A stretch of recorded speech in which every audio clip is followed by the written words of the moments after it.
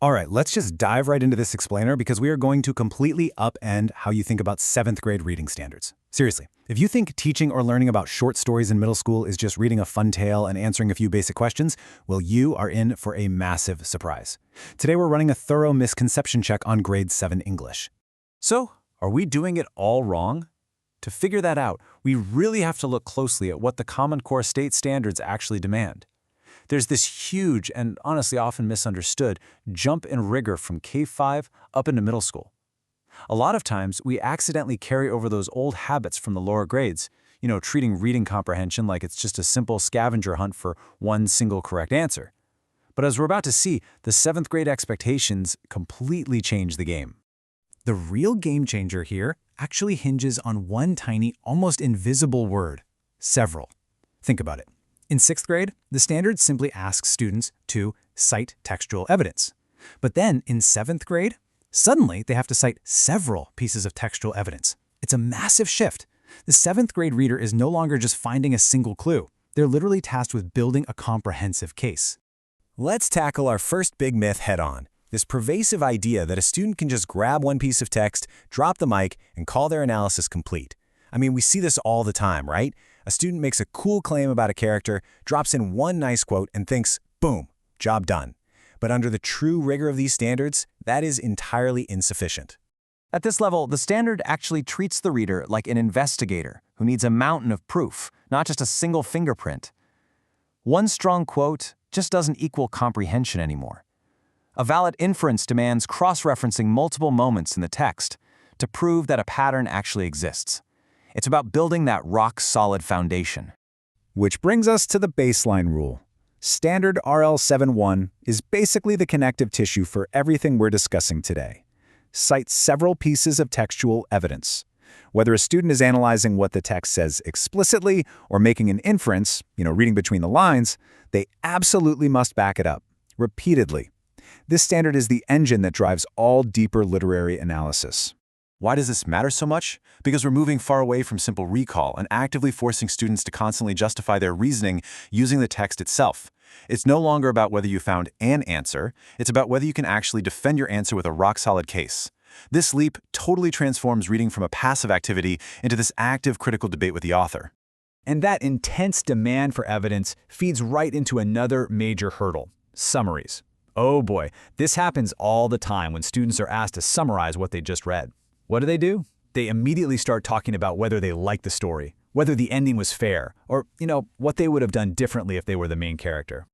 It's incredibly common to blur the lines between writing a review and writing a summary, but the standards draw a hard, bold line here.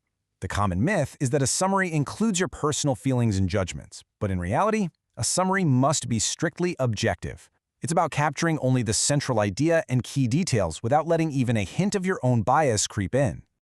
The magic word here is objective. Standard RL 7.2 demands that the student completely remove their personal bias to master the skill. You aren't a movie critic here, you're a news reporter. You have to trace how the theme develops over the course of the text and report the facts of the narrative accurately, neutrally, and totally objectively. Okay, moving on. Think you know how to teach story elements like character and setting? Well, you might want to think again. For years, students are taught to fill out those graphic organizers where character goes in one box, setting goes in another, and plot goes in a third. It totally gives this illusion that these parts are isolated ingredients. We so often teach these as separate vocabulary words, but in 7th grade, it is all about the collision of these elements. They absolutely do not exist in a vacuum. These elements are constantly interacting. The setting changes the character's new mindset alters the plot, and then the plot forces a change in the setting. It's this massive, tangled web of reactions. Standard RL 7.3 actually requires students to explain these exact interactions. For example, think about how being trapped in a freezing, isolated cabin physically forces a protagonist to change their motivations and make desperate decisions. The setting isn't just some painted backdrop on a stage. It's an active, breathing participant in shaping the story. What you really need to take away from this is that literature analysis at this level is incredibly dynamic. It's all about tracking cause and effect within the narrative. The reader is basically a detective decoding complex interactions. You're no longer just labeling the parts of the story, you're getting in there and explaining the mechanics of how those parts drive the entire machine forward. Which brings us to a really crucial misconception, and this one is all about the actual words the author puts on the page. We so often assume that if a student can just look up a word in a dictionary and find its literal definition, boom, they fully understood what the author is trying to say. But trust me, that is only half the battle. An author's word choice does so much heavy lifting beyond just moving the plot forward. Words aren't just literal and straightforward. They carry deep, heavy figurative baggage. And understanding that baggage is literally the only way a student can accurately decipher the underlying tone of the text. Standard RL 7.4 actually demands that students read between the lines here. The Common Core specifically calls out that students must determine not just what a word literally means, but the connotative meanings it brings to the specific context of the passage. Just to clarify what we mean here, connotative meaning is all that emotion, association, or cultural baggage attached to a word. Let's look at a quick example. Think about calling a character childish versus calling them youthful. Literally, they both just refer to being young, but the connotative meanings, they completely alter the author's tone. Childish is a straight-up insult, youthful is a compliment. See the difference? Mastering this ensures students aren't just skimming the story, they're actually understanding the emotional architecture the author built. Every single word on the page is a deliberate, calculated choice.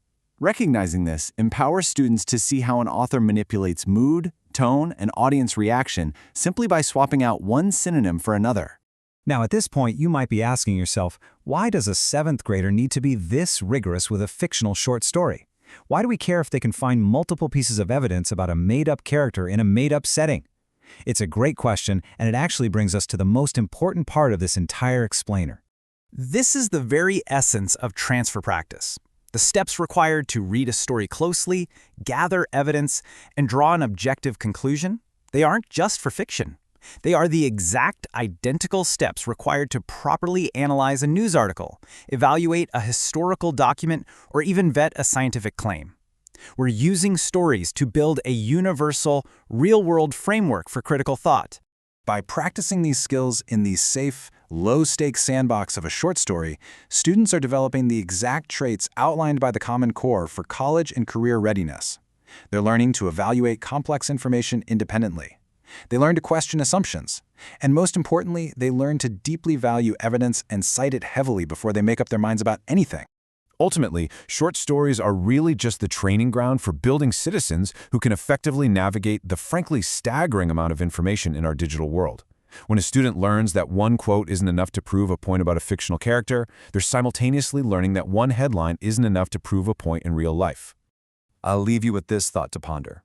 If we truly hold our students to the rigor of these standards, demanding objective summaries, deep analyses of complex interactions, and actual mountains of textual evidence, are they better equipped to read the daily news than most adults?